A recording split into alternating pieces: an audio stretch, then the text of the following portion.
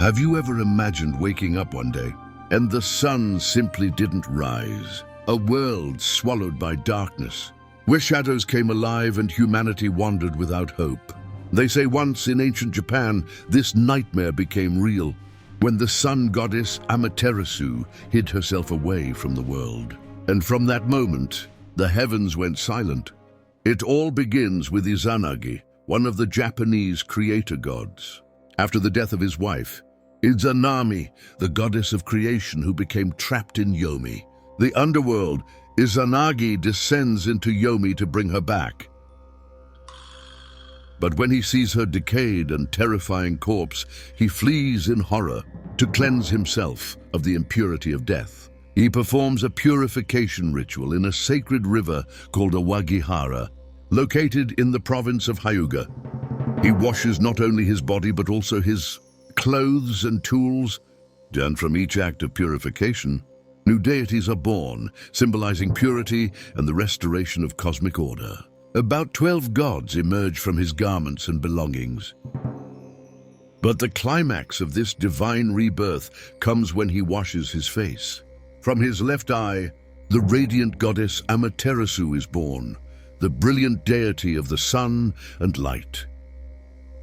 From his right eye comes Tsukuyomi, god of the moon and night. And from his nose, Susanoo, god of storms, seas, and chaos, emerges. Izanagi entrusts Amaterasu with ruling over the heavens of Takamagahara, gives Tsukuyomi dominion over the night, and appoints Susanoo as the guardian of the seas below. But Susanoo was troubled from the beginning. His heart still longed for his dead mother, Izanami. He neglected his divine duties and wept constantly. Enraged by his disobedience, Izanagi banished him from the heavens. This emotional foundation makes Susanoo's later rage and destructive behavior more understandable, as if his grief turned into chaos itself, his long hair unkempt and his fury unleashing demonic spirits into the world. Amaterasu lived in her celestial palace, keeping the world illuminated with her light. But before Susanoo's full banishment, he ascended to the heavens to bid farewell to his sister.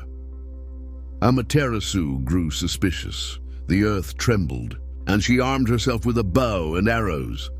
To prove his pure intentions, Susanoo proposed a sacred challenge, known as ukehi, a divine test or vow to demonstrate sincerity. The goal was to create new deities from each other's sacred objects, symbolizing trust and creative balance. Susanoo offered his sword, Totsuka no Tsurugi, the 10-hand-span sword, to Amaterasu. She broke the blade, chewed it, and from her breath emerged 3 goddesses, a symbol of male energy giving birth to female divinity, since the sword, a masculine symbol, produced women. In return, Susanoo took Amaterasu's Magatama jewels, curved beads representing spirit and divine power, chewed them, and created 5 male gods, a symbol of female power giving birth to masculine energy. Amaterasu declared herself the victor, claiming that since the male gods were born from her jewels, her purity and creative power were greater. Susanoo, however, refused to accept defeat, and his behavior soon turned destructive. This episode carries a deeply symbolic meaning. It reflects the balance and interdependence of feminine and masculine forces in Japanese mythology. Susanoo began wreaking havoc in his sister's divine realm.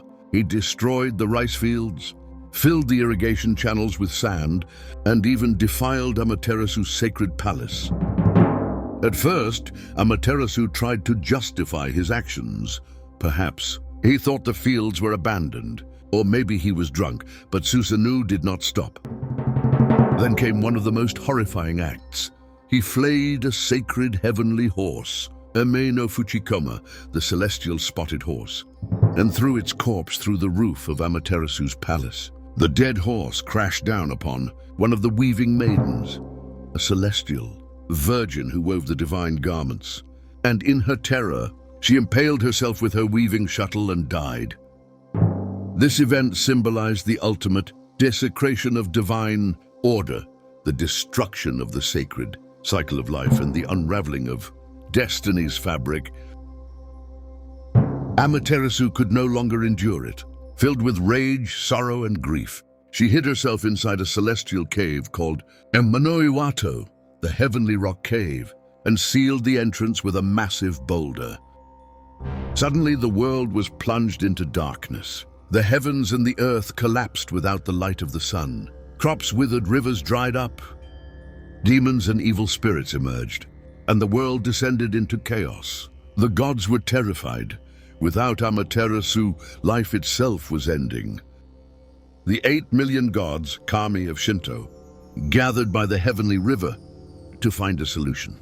Umoikane, the god of wisdom, took charge and devised an elaborate plan. First, the heavenly roosters, Nagaya Dori, were ordered to crow all at once, mimicking the sound of dawn. Then the celestial blacksmith, Ishikori Dome, forged a great mirror called Yata no Kagami, the 8-sided sacred mirror, symbol of truth and reflection.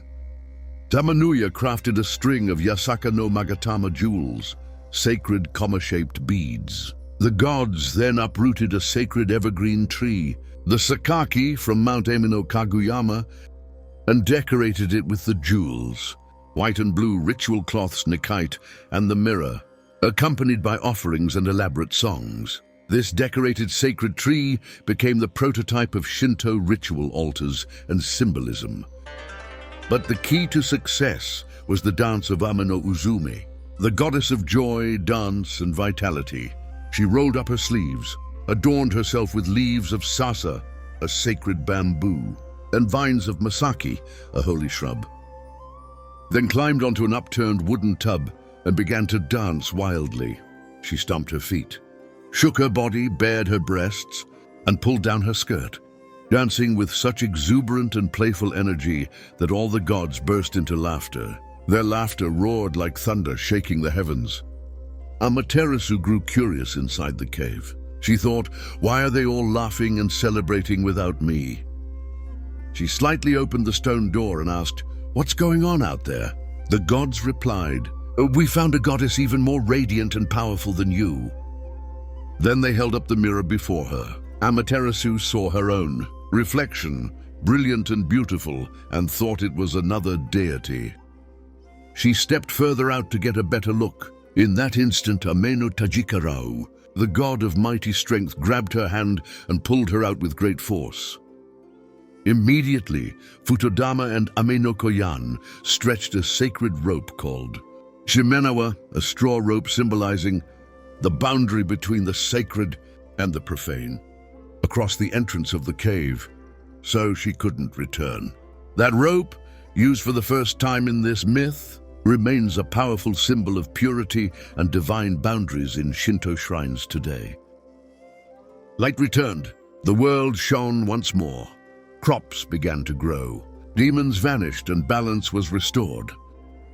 Susanoo was punished. His beard and nails were cut. He was fined and banished from the heavens to the land of Izumo, an ancient region in Japan. But Susanoo's story didn't end there. In Izumo, he became a hero by slaying the 8-headed dragon, Yamata no Orochi, a monstrous serpent symbolizing chaos. He saved the princess Kushinada Hime, married her, and from the dragon's body he discovered a sacred sword called Kusanagi no Tsurugi, grass-cutting sword, a symbol of divine power.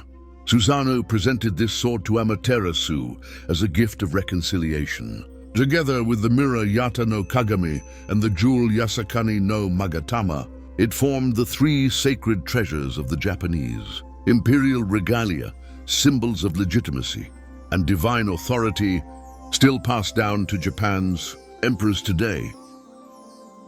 In the end, when Amaterasu stepped out of her cave, the world shone once more.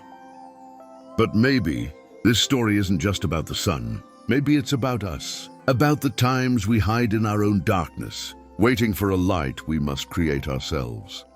So tell me, if you were Amaterasu, would you run from the world or bring it back to life? Leave your thoughts below, like and subscribe. Because myths aren't just stories. They're mirrors of the soul,